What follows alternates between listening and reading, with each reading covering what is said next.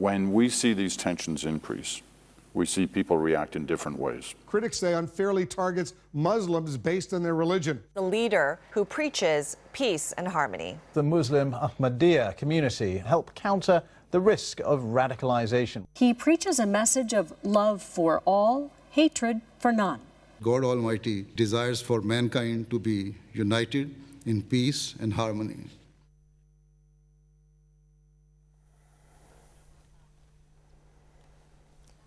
Assalamu alaikum wa rahmatullah, and a very warm welcome to our viewers across the world watching this, the 37th episode of Press Point.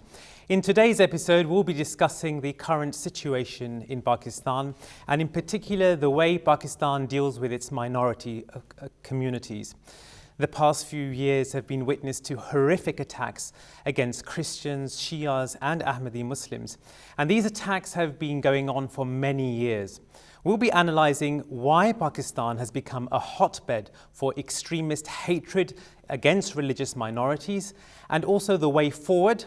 We'll also be analysing with external guests as well, who will be joining us from different parts of the world, as to what the solution to these problems are.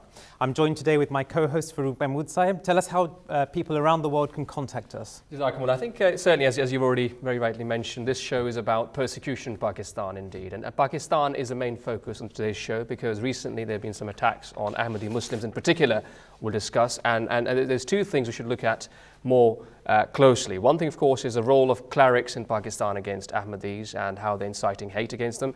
But I think more importantly, what is the role of the law and the government in Pakistan? Are they playing their part that they should? As always, you share with us your views through emails or through tweets. I personally prefer tweets because it's always easy to pick those tweets from you. You can send your tweets using the hashtag PressPointMTA. You share with us, we'll share with the MTA's worldwide audience through this very forum of Press Point on MTA. Have you been victimized yourself, or you know somebody who's been victimized either physically or emotionally? We'd like to hear from you. Thank you. So in the studio today, we are very pleased to say that we have Amir Sahib UK, Rafiq Ahmed Hayat Sahib, and also Fareed Ahmed Sahib, the Secretary for External Affairs in the United Kingdom. We're also joined live with Raza Rumi Sahib, who is a senior journalist and a political analyst who's based in the United States at the moment. A very warm welcome to yourself, and also to Meher Tahir, who is also a very senior journalist and is based in Lahore, Pakistan. A very warm welcome to MTA and this program itself. Let's start with the first story, which is with regards to the situation in Dalmial, the village of Dalmial, which is near Chakwal in Pakistan. Only a few days ago, the world was a witness to a horrific attack which took place on this very peaceful and tiny community.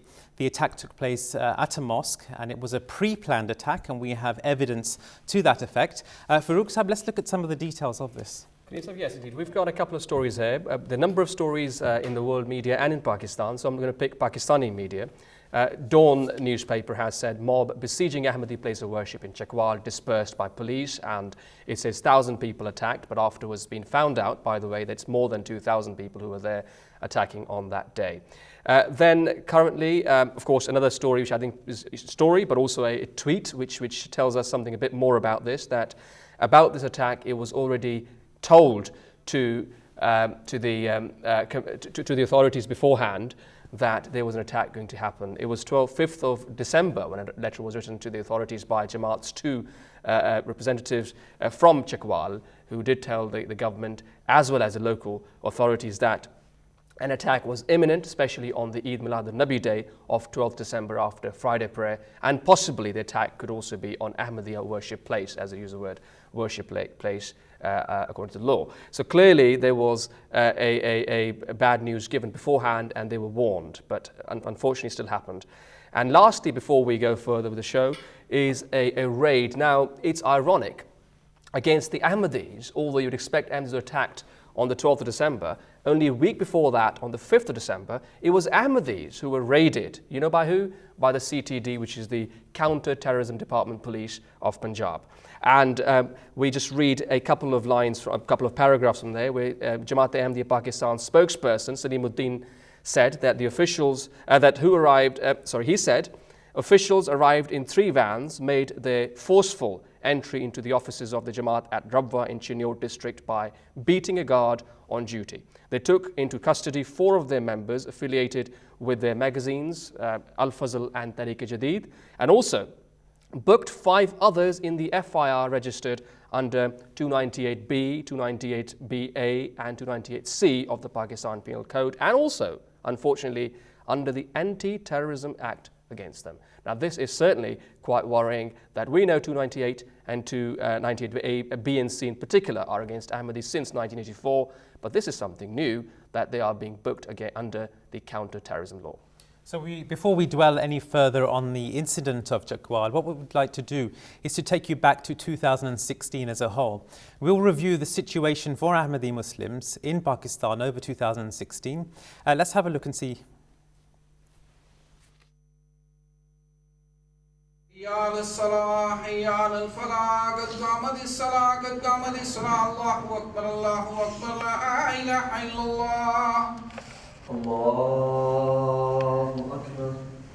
Freedom of religion is the basic right of every human being. Sounds good in theory, yet non-existent practically in Pakistan.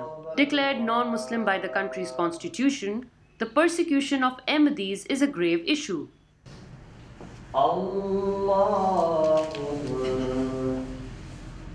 Before going into the details, let's take a recap of the year 2016, mapping the events that affected the Ahmadiyya community living in Pakistan.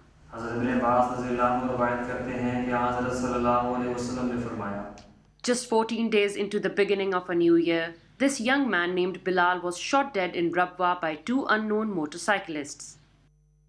On the 1st of March, Kamrul Zia was stabbed to death outside his house in Kot Abdul Malik, Sheikhupura, in a religiously motivated attack. An illegal attempt was made to sell land belonging to the Ahmadiyya community in Rabwa. When the community took up its complaint with the High Court, a stay order was issued. The district coordination officer of Khushab handed over the local Ahmadiyya mosque to the opponents, who also occupied the adjacent missionary house, leaving Ahmadis of the village with no place of worship. In a rally taken out by Pakistan People's Party in Kotli, Azad Jammu Kashmir, the former Prime Minister Raja Parvez Ashraf made public claims against Ahmadis, inciting hate speech.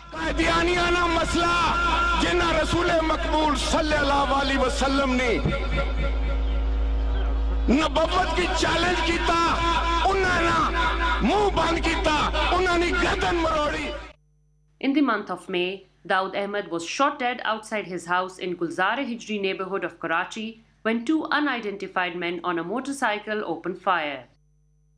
A 63-year-old homeopathic practitioner, Dr. Hamid Ahmed, was killed outside his house in Attak. His only crime was his faith. Dr. Hamid's son revealed that he had been getting death threats before the attack. 4 जून को वाक़या इस तरह है कि वो गए थे घर से नमाज़ पढ़ने के लिए, मैं लाहौर ही था, I was not there. उन्होंने जिस टाइम घर के सामने पहुंच गया. On 4th June, he went to the mosque. I was in Lahore. When he returned home, my sister went to open the door, but when she reached, the attackers had shot him. My sister was unaware of the sound of gunshots. When she saw my father lying on the floor, she assumed he had hurt himself. One of our neighbors called 1122, but my father died on the spot. Police has completed the investigation. Even the culprits have accepted the crime. Now it's up to the government to give justice to my father. Even उनकी acceptance भी कर चुकी है. अब ये तो government का काम है कि वो उसको कहाँ तक पहुँचाती है, क्या उनको कैफे किरदार तक पहुँचाती है या नहीं. Sadly, by the end of June, another Ahmadi doctor lost his life in Karachi. 49-year-old Chaudhry Khalik Ahmed was tending to his patients at his clinic in Gulzar Hijri area of Karachi when unknown gunmen opened fire, killing him on the spot. On the 28th of July, local police attacked the Ahmadiyya mosque in Chak number 32, South District of Sargodha, and destroyed the sacred writings in the worship place that were inscribed on china plates. During the Eid holidays in September, a plasticware factory owned by 2 Ahmadi brothers, Nasir Mahmood and Zafrullah, was set on fire. The owners claimed that the fire was most likely lit by someone motivated by religious hostility. 2 leading news channels of Pakistan labeled Ahmadis as blasphemers and traitors in their television show, which were aired in the first week of September. Following the airing of these programs, representatives of Ahmadiyya community filed complaints against the 2 TV channels with PEMRA. On September 29th, the day of the ruling, one of the defendants, Oria Makbul Jan, led a mob of over 100 people to the council's office and demanded the complaints against the TV channels be dismissed. Everyone can get away by saying anything. Everyone can get away by doing anything. So that is probably the major reason that unless there is some regulatory authority, not like PEMRA, you see, no government can regulate media.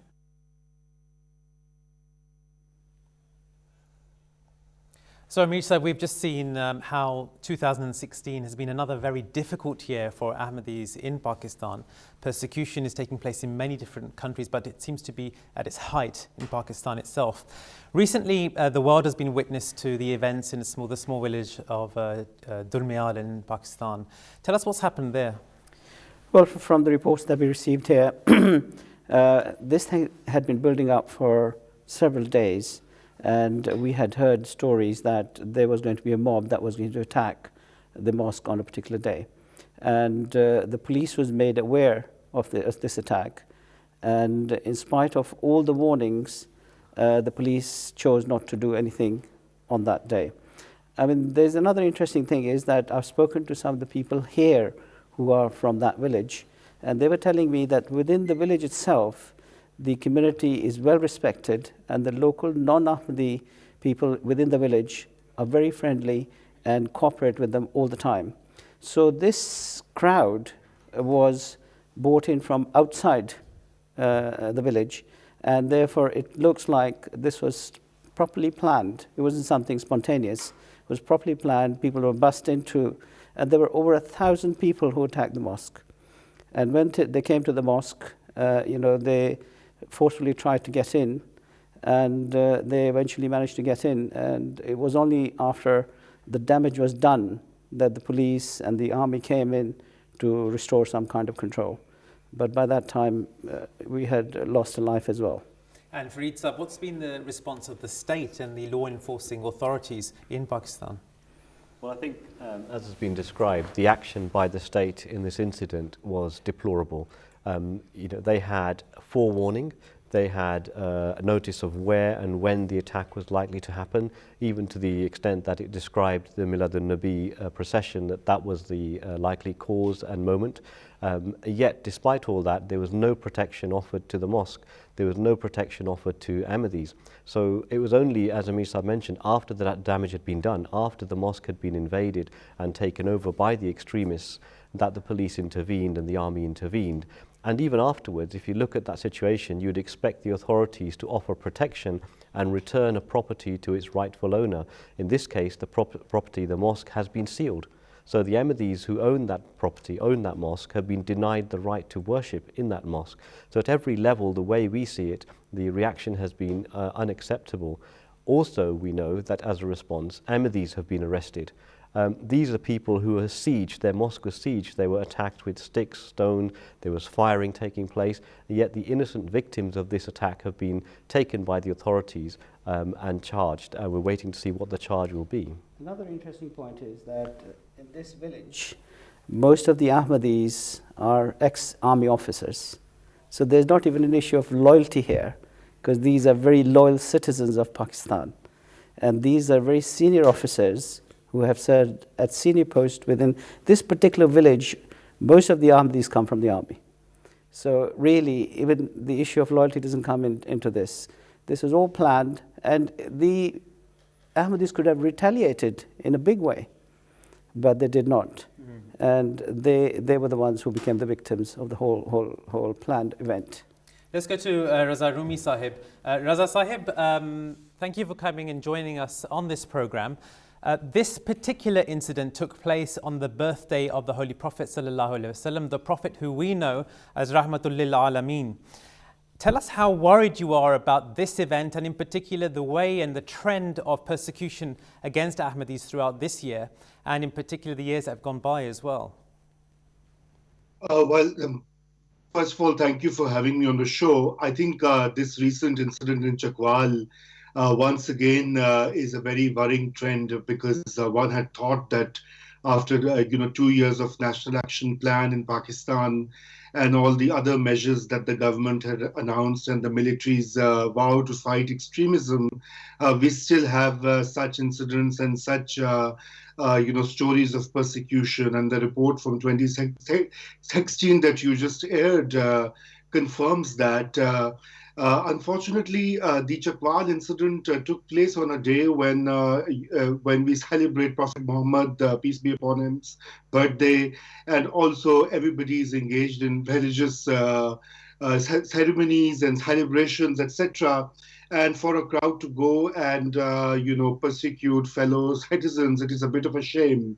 But more so, what the reports have emerged is that the state, particularly the local administration, whether it was the DCO or the local police chief, they did not act in time to prevent this. And secondly, whatever happened afterwards has not been satisfactory. So I think there are three things which are a continuing theme with regard to the Ahmadi community. First is, of course, the kind of overall legal and institutional persecution that has been put into place for decades now. And the second is the inability of the state to enforce its writ and treat the Ahmadis as full citizens of Pakistan. And the third unfortunate part is the part that our media plays, the electronic media in particular, which does not even highlight or report on these issues to build public opinion. I'm sorry to stop you there. You mentioned about the law itself here. Now, my question then about the Constitution of Pakistan. Jinnah himself, Qaid Azam Muhammad Ali Jinnah, he made a speech on 11th of August 1947 to the Constituent Assembly in Pakistan. And shouldn't there have been the preamble to Pakistan's constitution rather than the objective resolution in 1949? I fully agree with you. I've been writing about this and saying that the 11th August speech of Jinnah needs to be not only inserted in the constitution, but also made mandatory reading for all children in Pakistani schools and to be used as a kind of a broad state policy. But, as we know, sadly, we have totally forgotten that and changed the constitution and laws of the country in an opposite direction. But I think more than that, what is now required is that Pakistani parliament and the political parties, they have to really now sit down and reflect on the mistakes that they have made, in particular the constitutional amendment of 1974. Because no parliament in the world, at least to my knowledge, has ever done such a thing to label one group of people as Muslims and the other as not Muslims. That is not the task of the parliament. That is not task of the human beings. So I think we have to really now go back to the basics and reconfigure our laws and constitutional provisions if we want peace and harmony in Pakistan. Otherwise, these incidents, unfortunately, are likely to continue. Let's also talk to Meher Tahir Sahiba. You are on the ground in Lahore itself. You know the situations that the Pakistanis face in general. The country itself is in trouble. The UN has assessed the situation there. We have a country whose population has increased approximately fourfold since 1947, ranks 147 on the Human Development Index, has only around about 2.5% of its GDP spent on education, around 50% unemployment, and the country lacks basic amenities of water, gas and electricity. Surely the energy and the focus of the people of Pakistan and the government of Pakistan should be against these issues, not chasing Ahmadis or Shias or Christians. First, thank you for having me on the show. And my name is Tarar, not Tahir. It's Tarar, just to make a correction. Firstly, I agree with what Raza just said. I have talked about it a few days ago on an online MZ channel that I've never heard of any country in the world passing a resolution, making it constitutional that one community, one sect of Islam or community of Muslims is not Muslim or not Christian or not Hindu, and I've never heard of anything like that, and that is something that needs to change primarily, because that is where it all started. I do believe it has nothing to do with religion. It has always been a political thing. I don't know the background, but I seriously believe that in a Muslim-dominated country, right now, I think Pakistan is 97-98% Muslim. So in a Sunni-dominated Muslim country, what is the fear that the majority has when it comes to people of other religions, or people who they don't consider Muslims? That has to change. That has to be looked at. Secondly, nobody, I don't think there's any politician at the moment, or even a media house, that can take up this issue and talk about it the way it should be talked about, because it has become, forget about changing the law, we can't even talk about MDs the way we should be talking about MDs, what is happening to them. The persecution is secondary. Firstly, what needs to be looked at is, how did it get to this point? How did it get to the point? My biggest question here is, if I were an MD, I would ask Pakistani government, or I would ask the UN or any other human rights organization in the world, that fine, you have considered, I'm not a Muslim as far as the constitution of Pakistan goes, but how can anyone in Pakistan legally, socially, morally stop me from taking Allah's name? Where does it say in the Quran, or anywhere in the teachings of the Prophet, that a person who calls himself Muslim and you think he's not Muslim and the law thinks he's not Muslim cannot take Allah's name, cannot read the namaz openly, cannot say the what is it, the azan, or have the name of Allah or the Prophet on a tombstone? How can you stop anyone from doing that? It does. I don't even want to go into what the premise of Ahmadi faith is. It doesn't matter. As long as a person believes he or she is Muslim, how can that person be stopped from taking Allah's name? That is my question to my government, to anybody who's talking about Ahmadis anywhere in the world. That, but forget about anything else. But Pakistan has a lot of human rights issues. Pakistan is not good to any of its minorities. I'm against the usage of the word minorities. Yes. I think everybody, all of us are simply Pakistanis.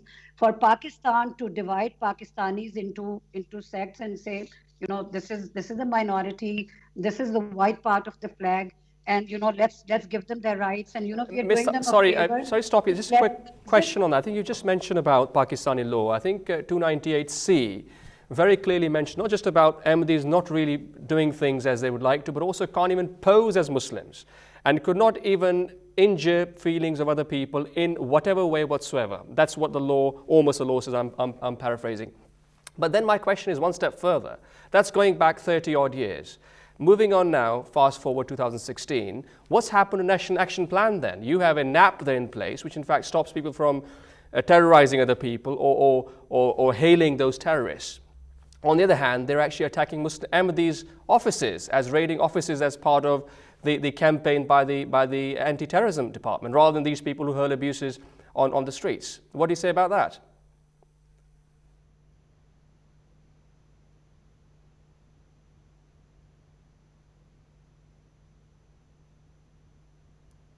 Start now? Yes. Amir said the recent raid on the offices of the Jamaat, the Tehreek-e-Jadid, we have a department of the government which is trying to counter terrorism, and the terrorists that they find are office workers in the Jamaat, whereas we see that within the same country, terrorists are openly meeting the Minister for the Interior, and they are able to fight in elections.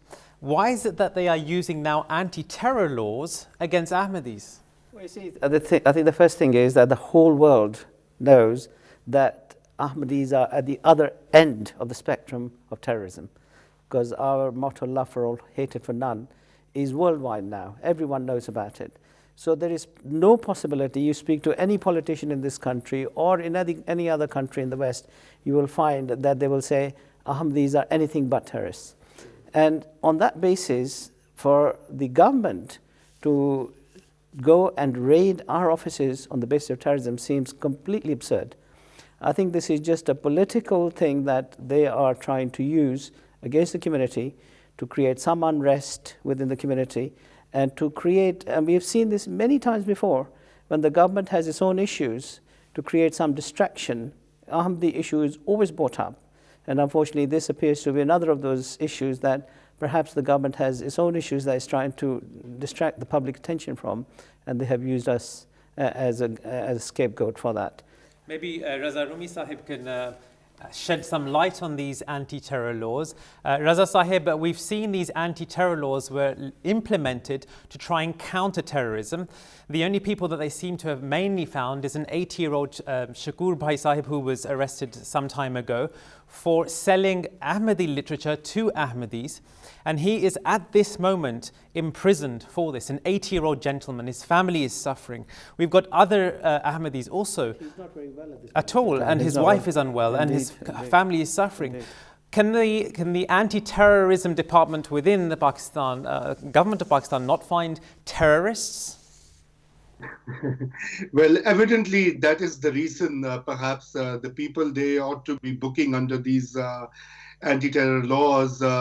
They are either unwilling to or afraid to, as we have seen recently from a controversy generated by a Supreme Court's commission report that the Interior Minister of Pakistan has been actually meeting heads of proscribed organizations and holding parleys with them. And in this particular case, a poor old Ahmadi man has been booked under this law. First of all, there is no justification. I think that is what we need to be very clear, that this is a misuse, in fact, a flagrant abuse of law. And, the flimsy reason that they make is that under the anti-terror law, if you sell hate literature, then you are kind of liable to be prosecuted by the government.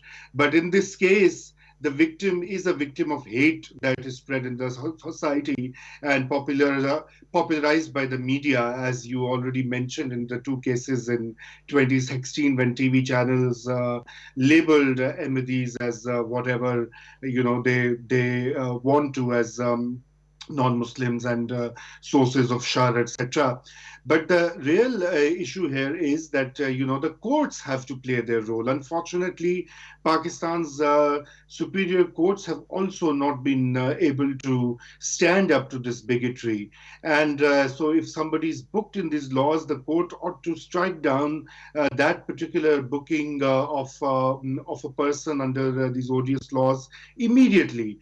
And if that is not happening, so that is the problem we have in Pakistan, deep-seated, is with the state institutions, whether it's the police, whether they are the courts, whether they are the parliamentarians. You showed a former prime minister of ostensibly a liberal party saying these words in a political rally. And that is most dangerous and most unfortunate that even after 40 years, the PPP has not learned a lesson from the grave mistake that it committed in the 1970s, which has divided our society. And today, the interesting thing is that the Shia Muslims of Pakistan, they're also being treated in a similar manner. And people who want to ban Shias or declare them as non-Muslim or infidels, they want to use the same kind of constitutional and legal method that was used against Ahmadis. So we have opened a Pandora's box. Tomorrow, I don't know, once they ban the Ahmadis, the Shias, and then the Sunnis will start declaring each other as kafir, and I don't know who will be left as a true Muslim. Mr. Rumi, a quick question before we go further. Now, one thing I've been personally very surprised about was watching the Pakistani channels. They have reported, thankfully, but they've been mentioning expression Ahmadiyya place of worship. I understand Hindus have temples, Christians go to churches, Muslims go to mosques, Jews go to synagogues.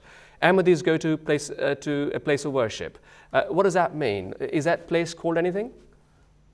Well, that's the whole dilemma here, that there is so much self-censorship. And because you see the law, the Ordinance 20 forbids the Ahmadis from adopting Muslim symbols or whatever, but others are not forbidden, But there is a whole, this process of censorship. Unfortunately, a lot of people in the media either they believe in all of this, rhetoric that has been popularized, or they're also afraid of the backlash within the organizations from the outsiders. If they were to call an Ahmadi mosque a mosque, or an Ahmadi Muslim. Can I say something here? Please go ahead. It's not a matter of media being scared or anything. They actually believe that these people are non-Muslims. Most of the people you see on TV would be saying, "Oh, this is 2016. Things should change. Persecution of Ahmadis should come to an end." They are infidels, but let's be nice to them. Let's not kill them. Let's not destroy their properties. Let's not, jail them. That's the whole thing. All of them, but the educated ones, the mullahs, the anchors, their guests. This is the. I'm not saying everybody, but let's just say 99% of people you would see on Pakistan television channels. But this is what their basic argument is, that these are non-Muslims, these are infidels, these have been ousted from the religion constitutionally. But let's be nice to them. Let's not persecute them. That's the whole thing. I worked for Daily Times, a newspaper which is known for its courageous take on persecution of religion, but we were not allowed to use the word Muslim for Ahmadis. It's illegal. It's not that we didn't have the guts to talk about it. We talked about repealing of the blasphemy law. We talked about what has happened to Ahmadis, what happens to Shias, what has happened to Hindus, Christians, everything. But we were not allowed legally to use the word Muslim for Ahmadis. And similarly, we cannot. For instance, last year I wrote an article for Express Tribune, another newspaper of Pakistan. Now, in the same newspaper, they had printed a blog by an Ahmadi writer, and they had let him say certain things in the blog. But as soon as I wrote the same things in an op-ed, which and that was going to be printed in the newspaper, the hard copy, they edited everything I had said, and all I had talked about was these are the three or four things for which Ahmadis are punished by the law. I wasn't even defending them. I wasn't even taking their side. I wasn't even questioning what had happened to them. I was simply stating a fact about the laws in Pakistan, and they edited that. Can you imagine? That is the kind of, so yes, this is self-censorship, like Raza just said, but mostly it is simply they don't consider them Muslims. So don't expect them to use the word mosque. They say they are not going to use the word mosque because they don't think it's a mosque. They think these are all these crazy people trying to destroy the religion of Islam, and Islam is in jeopardy, and Sunnis, the only true Muslims in the world, are going to protect Islam. It's as simple as that. Saibak, if I can turn to a question that you posed earlier, that Ahmadis should go to the government. Who should the Ahmadis go to? Raza Sahib said that the PPP, or the Pakistan People's Party, should look back to the 1970s and look at the mistake that they made in 1974. But neither do we have the PPP, neither do we have the Nawaz Group, and even Tehreek-e-Insaf, or the PTI of Imran Khan. Is the Insaf only for a selected group of peoples? Who do the Ahmadis turn to? Politically, they have no one to turn to, and even socially, they are boycotted.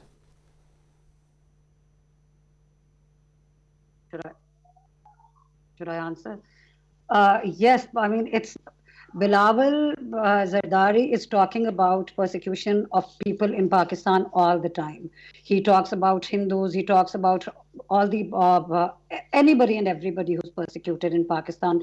But as I said, the only thing anybody is going to do in Pakistan at the moment is say that these are non-Muslims and be nice to them, and that is not going to do any good to people who have been told by a constitution or by law enforcement agencies or by some the members of the clergy that they are not Muslims. This is I think somebody, even if there are no MDs in Pakistan, maybe some MDs from other countries can get together and meet the Prime Minister of Pakistan. Somebody should. If I could talk to the Prime Minister, I would ask him. I would ask him that under which law have you done this? I mean, why is this continuing to happen in 2016? Zulfikar Ali Bhutto's government did something crazy, and Pakistan, as Raza just said, has been, I mean, it has destroyed the fiber of our society. Because it's one thing to from 21% non-Muslims to 2% or 3% non-Muslims in Pakistan at the moment. I think it's hugely unfortunate what has happened to Pakistan. But for some Muslims to decide who is a Muslim and not a Muslim, I mean, there's nothing worse than this. And somebody has to talk about it. Somebody, as I said, I don't know if there are influential MDs left in Pakistan even now. If there are some in the army, if there are some politicians who are hiding their religious faith from people now, somebody has to speak up. Well, because they have to do it. They have to do it for themselves. Nobody else is going to do it. No politician. Fareed Saab, are there Ahmadis making a voice and speaking to the governments and raising this issue of persecution against of Ahmadis in Pakistan? There are Ahmadis raising their voice everywhere, but just wanted to touch on a point made earlier that in Pakistan, every institution of the state is actively working against Ahmadis, whether it's the parliament, whether it's the courts, whether it's the police. The Ahmadis have nowhere to turn to within Pakistan to gain support. Now, the government could have said before that these are 40-year-old laws if it's the constitution, 30-year-old laws if it's Ordinance 20, but for them to use anti-terror laws today, the government of today is as responsible for the persecution of Ahmadis directly, and for the first time directly attacking the headquarters at any government in the past, and that's actually got worse over time. So I think within Pakistan, Raza Rumi Saab mentioned about the courts. Well, the courts, it did intervene. They talked about when the Punjab book ban of Ahmadi literature was put in place, it was challenged, and a stay order was put in place which said no coercive measures should be taken for the implementation of that ban. Yet the government authorities directly raided the premises, raided Ahmadi offices, arrested people and closed down the printing press. So if the government itself is contravening its own court orders, what chance have Ahmadis got anywhere across Pakistan? So I think the situation in Pakistan is very precarious for the Ahmadiyya community. But worldwide, we know in the UK, in America, in Canada, parliamentarians have spoken up, Ahmadis have been raising the issue, and equally with one voice the parliamentarians are saying that this situation is unacceptable. It goes against the principles of the Pakistan's founding principles of equality for all and separation of religion from the state. Yet it is down to the government of Pakistan to respond to that. So we are doing what we can internationally. See, in 1974, when this law was passed by Zulfikar Ali Bhutto, the then Khalifa, Hazrat Mirza Nasir Ahmed, said to Bhutto, he said, "You're passing this law against the Ahmadis, but one day this law will destroy the whole society." And for Pakistan, that was a peaceful, cohesive society. What we see today is a society that's torn apart at every level. And this sectarian issues are not going to be only for Ahmadis. We've seen that be used against the Christians, the Hindus, and even now Sunni-Shia conflict has started. And the worst thing is that until now, the clerics used to come from Pakistan, but in this recent Chakwal incident, the main perpetrator actually came from Canada. Yes. Right? So it means that not only are we exporting terrorism, but we're importing terrorism the other way as well. So what chance has Pakistan got if it continues in this? And the saddest thing is the people on the ground. It's those being persecuted. It's very easy for us in a foreign country, here in the UK, discussing the persecution of Ahmadis. But Ahmadis there, facing the situation when their children are going to school, they're being teased at their school, they've got no one to turn to. The person who they turn to, the headmaster, himself is going to endorse that persecution. We have seen institutional persecution against all of the Ahmadi community. You remember there was an incident where 24 Ahmadi graduates who were becoming doctors were removed from the school. We said from the same issue, of course, we've Yeah. got a little video, which is, again, the social exclusion of Ahmadis in Pakistan. We've gone to talk to people there. So let's see what this video has for us in store. In October, the principal of a school in Attak expelled 2 Ahmadi children only because of their faith. Muhammad Ibtisam was in the prep class, while his brother Basal Ahmed was a student of class 3 in Sir Sayyid Public School. In October, a local newspaper in Pakistan reported that Khyber Pakhtunkhwa government has decided to include end of prophethood subject in the syllabi, in the light of recommendations by the local ulama. On November 27, a 55-year-old auto parts dealer Sheikh Sajid Mahmood was killed outside his house in Sachal, a district of Karachi. On 1st of December, Pakistan's Christian Secretary of School Education Joyce Ruffin Julius assured ministers in the Punjab Assembly that no Ahmadi teacher would be allowed to teach Islamic studies or Arabic language in schools. Secretary Joyce said the Education Department will soon issue an official notification. When MTA TV approached the former Education Minister, currently the Information Minister of Punjab, Mia Shujaur Rahman, on this issue, he appeared clueless. I'm not familiar with this order taken by the government, and I don't know that they have taken this decision. Media analysts say this ignorance on the part of the government officials is a sorry state. We have to pick up competent people. We have to pick up such people to put in such important positions who at least have their facts right, who at least know what's happening on the ground. So this is again very embarrassing, and as a journalist and as a Pakistani, I'm very embarrassed when I find out that my minister doesn't even know about a resolution that has been recently passed by his own assembly.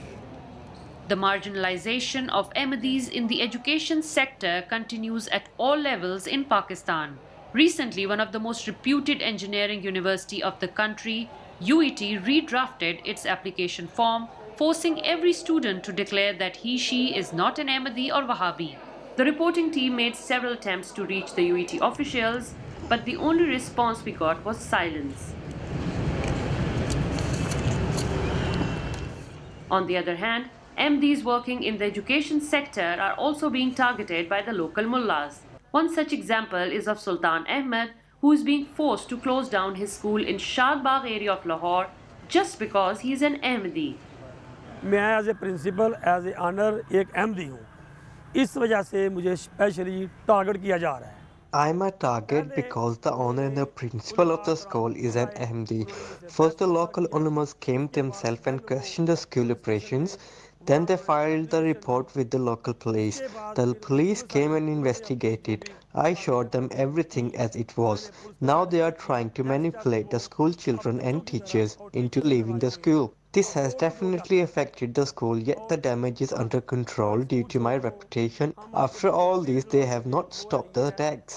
चूँकि मेरे अल्लाह के फजल से वहाँ अच्छा असर सूख है इसका इफेक्ट तो हुआ है लेकिन इस नौबत पे नहीं पहुँचा कि मेरा स्कूल बंद हो जाए On the contrary, when the government is questioned about the targeting of Ahmadis, they reassure all is well. I think we accept them as a minority and we give them all the rights to whatever they want to do in their community. Besides the education sector, Ahmadis feel that the discrimination is widespread at all levels in the society. Discrimination का तो हमें सामना बचपन से ही रहा है We have faced this discrimination since childhood. In school, most of the parents did not allow us to talk or play with their children. And now as adults, shopkeepers who know our faith refuse to sell anything to us. Sometime जहाँ पे जानते हैं लोग उन्होंने हमें even shopkeepers ने चीज़ें देने से भी मना किया due to our faith Besides the social stigma, Ahmadis claim that their faith becomes a legal issue when the passport office and Nadra ID card form requires them to sign documents declaring that they are not Ahmadis. In addition to this, even the departed ones are not left in peace. Firstly, Ahmadiyya graveyards need to be discreet. Secondly, the tombstones are devoid of any Quranic verses. They are plain white cement pieces with just the name inscription.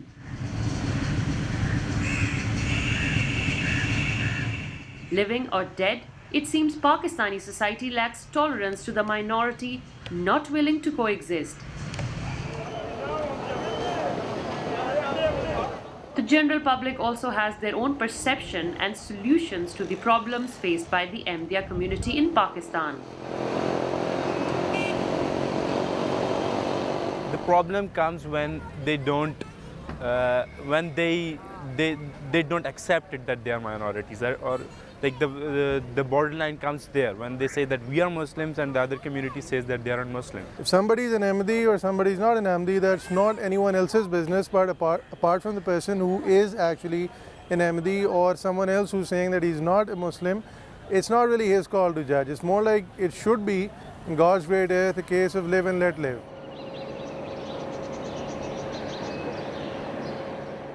Evidently, the year 2016 ended on a good and bad note, where the Prime Minister of Pakistan gave recognition to the Nobel Prize winner Dr. Abdus Salam's contributions for the country, delighted the Ahmadiyya community. On the other hand, the raid of Counter-Terrorism Department of Punjab in Rabwa shocked the residents.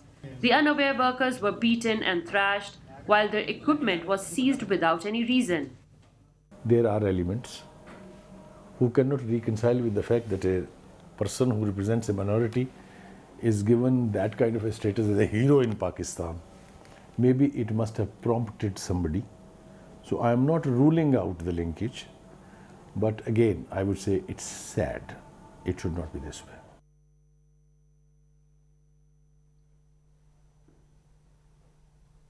Right, earlier we had Raza Rumi talking about the National Action Plan in Pakistan. We've got a couple of tweets we picked up, and I think pretty worryingly interesting, those two tweets.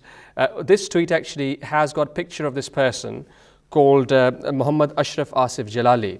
Now, he's one of the main instigators of Chakwal attacks. He's not only was on his scene in the picture on the left side in Chakwal, but also he's then asked for a rally against Ahmadis. His picture is there very clearly asking for a rally from Press Club to Punjab Assembly on Friday that was.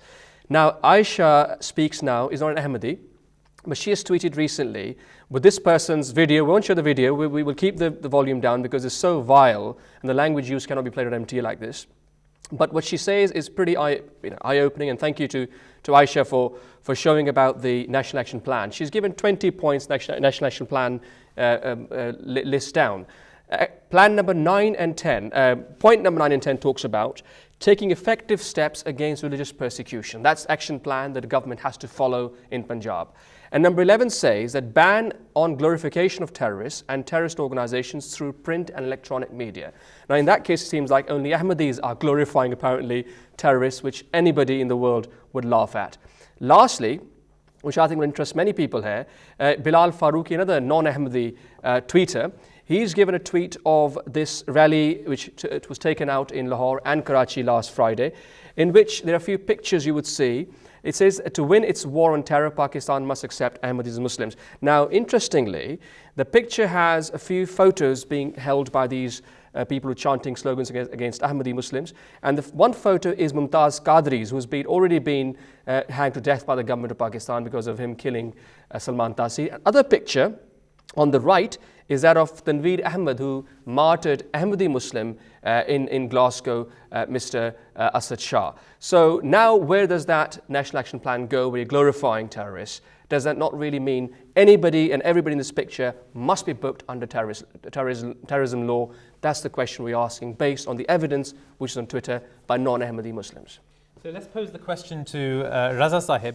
How polarized is Pakistani society? And how can it be that there is such an appetite for anger and religious extremism in the UK? If someone was to go onto the streets and call for masses to come and call for the murder of Ahmadis, they'll be arrested straight away. But there is a section of Pakistani society that has an appetite for hatred and religious motivated attacks. Yeah, I mean, I think the polarization is very clear, particularly when it comes to the Ahmadi community, unfortunately. And that's a reality we have to face and do something about. But I think the major problem also is that if children, young kids, young people are only taught in their homes, in schools, through popular media, that this community is not Muslim, they are infidels, They are agents of the Jews. They are agents of the global imperialists. Because you see, that is the other dimension. If you read the first charge of the mullah is that the Ahmadi is not a Muslim. The second charge is that Ahmadi is part of some evil global conspiracy against Islam. And if that is drummed into the minds, people don't know about it. You see, that's the other thing. So that's why Dr. Salam's case is such a positive reinforcement for the community's image, because it just also shows that, like all other people in Pakistan, Ahmadis are regular human beings. They have doctors, they have engineers, they have scientists, they have, they're hardworking, peaceful people. And that stereotyping, I think that is where the role of media is critical. It is critical because, as many studies have shown, that from 1974, when the Second Amendment was passed, for many years, the media, even the liberal English media, did not even take up this issue. For years, only in the last decade or so, we have more of, people writing about it, people like Meher writing columns or speaking. But prior to that, there was very few references that you can find in the mainstream media. I think that is where media has to really play a role in Pakistan, and, not just the old media, but the new media technologies, where we have to keep on telling people that, look, there is no evil conspiracy afoot. Ahmadis are just like other regular Pakistanis. Don't label them, don't stereotype them, don't make them into the Jews of early 20th century, where their homes and schools and kids are marked and profiled. That is what is happening in Pakistan, unfortunately. Mr. Rumi, interestingly, you've mentioned about the Pakistan's media. If I may turn to Ms. Tarar now, and similar question to her. We haven't mentioned about the textbooks of Pakistan. I mean, let's forget about the Ahmadiyya plight or Ahmadi Muslim suffering. What about the community in large of Pakistan suffering because Ahmadi is being ostracized? In the textbooks, you don't see the name of Dr. Abdul Salam, for example. You don't see the name of Sir Zafrullah Khan, a huge statesman of Pakistan. Nobody could deny on that one. Now, if you please could tell us, what do you think is the impact on the young generation and the future generations of Pakistan by completely eliminating these great people Pakistan has produced? When I was a child, I did read about Sir Zafrullah Khan. I knew his name when I was in school.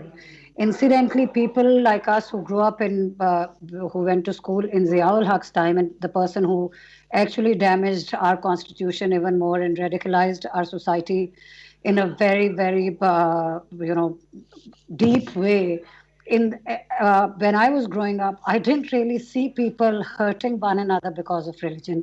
I had Christian friends and I had Christian teachers and we had Shia friends and I had MDs around me. I remember an MD telling me a story at the Lahore airport a few years ago, how he was talking to the customs people and how they were talking to him about their religion. Right now, I can't even think of anybody doing the same anywhere in Pakistan.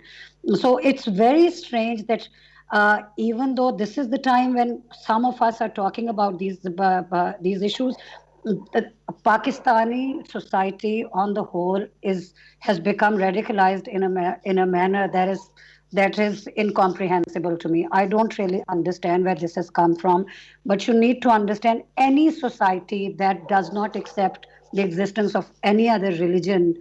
I mean, yes, there are Hindus, there are Christians. I think there are very few Parsis left, very few Sikhs in Pakistan. And there are the wrong kind of Muslims. But if it was up to people, the same thing would be happening to Shias. I say this very openly. The only reason why Shias are in a position that they are today, that they are not as persecuted as Ahmadis are, it's simply because their number is huge. And very much. Their influence is huge. Thank you very much, Ms. Tarar, and thank you very much, Mr. Rumi. Both of you have been very kind to be on the show throughout. Let's come back to the studio now and have a discussion with Amir Sahab, because I think we've also mentioned about this person who's being held in Pakistan, Tanveer Ahmed, That's right. who has been already convicted for murdering an That's Ahmadi. right. What do you say about that? I think it's appalling. I think we've seen that not only is this radicalization taking place in Pakistan, but through the clerics, it is being brought to the UK as well. And we are seeing more and more of that throughout the country. Most recently, and it's not only just the clerics, but we are seeing now, for instance, in Cardiff recently, there's an incident where one of the local councillors resigned because some of the Muslim councillors, Labour councillors, have been telling her that Ahmadis were terrorists and she should have nothing to do with them. And she went and did her own research, and the whole of the Labour Party in Cardiff was affected by what these councillors were saying, and they were taken in. So when we invited them to our events, they refused to come. Sue White, who was the councillor, eventually came, and she found out who we were, and she decided that she was going to resign from the Labour Party because of the stand that they had taken in this. We are seeing this in other parts, in Hayes, in Slough, where there are large Muslims. So Bradford, where this Tanveer Sahib came from, that is another area where radicalization is taking place. And these are clerics who are coming from the subcontinent, who are coming and preaching hate in the mosques here.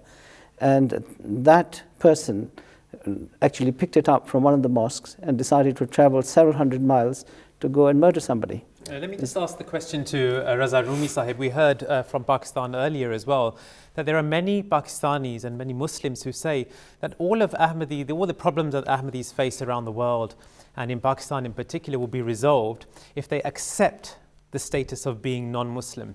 What do you feel about that, Raza Sahib?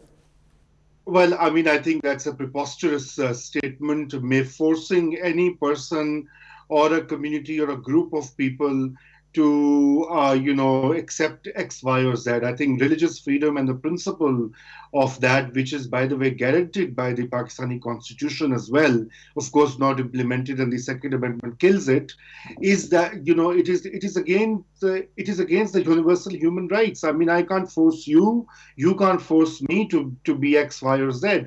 I think this is again coming from the clerics. This is again coming from these hardline views that have penetrated. So, for example, I'll give you, we spoke about Dr. Salam's recognition by the Pakistani Prime Minister. And I think the next day, a leading Urdu columnist wrote a column in which he virtually accused Dr. Salam, citing some very dubious sources from a book that he was working against the nuclear program of Pakistan. Obviously, I mean, that whole narrative was reeking of conspiracy theory, that Dr. Salam, who was a true, scientist and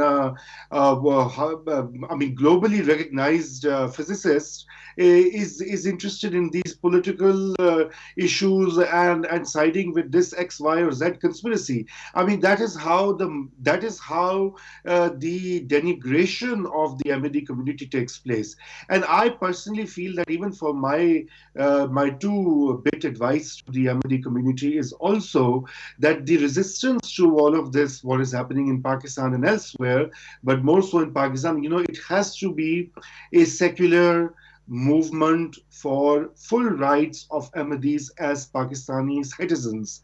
It must not appear as a religious struggle, because there are many sects out there who will come with counter narratives. So Thank you so much, Raza Sahib. I'm very sorry that we've had to cut you short there. We're now running out of time for this program. Some tweets that you had through? Just one. I think a lot of tweets have come through. A lot of tweets. One of them is Sadaf Jabbar. She's well known presenter in Pakistan. She says, I watch it too online, this great show, super analysis about Ahmadiyya plight. Any closing remarks, Amir Sahib? Well, I think that unless Pakistan brings about change quickly, I think we will see further extremism rising in Pakistan, and eventually it will destroy Pakistan. And it will be very sad, because we are all associated with this beautiful country, and we do not want to see that happen. So we just hope that some leader somewhere is going to bring about change, which will bring Pakistan back to this original glory and the reason why it was created, where our community had a very strong hand in the creation of Pakistan. Fareed Sahib, do you see a wave of change? Very briefly, if you can tell us if social media may change things in Pakistan for the Ahmadis? I think social media offers an opportunity for people to learn some of the facts that they've been denied through 40 years of state-sponsored persecution, where even talking about the Ahmadi issue has been impossible. So this offers a chink of light, a bit of hope. But more importantly, I think it's also the role of government in this to start to make that change. The targeting of Ahmadis under the National Action Plan The challenge to the government is that they haven't been able to produce a single instance of hate speech by Ahmadis, yet other hate speech goes unchecked. So we need to see the government take this issue seriously to implement the laws fairly for all its citizens. So on behalf of myself, Farouk, and Farouk Sahib, thank you to our studio guests and our external guests and our viewers also around the world. We thank you, and we also hope and pray that soon Pakistan may become Jinnah's Pakistan, the Pakistan where people, irrespective of their background, can participate at every level within society. We wish you, all our viewers across the world, a very prosperous and blessed coming new year. And with that, we end our program. Assalamu alaikum wa rahmatullahi wa barakatuhu.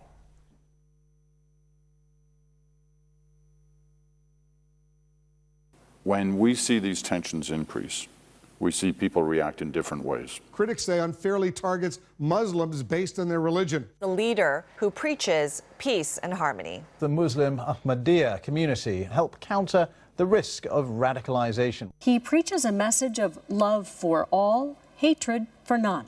God Almighty desires for mankind to be united in peace and harmony.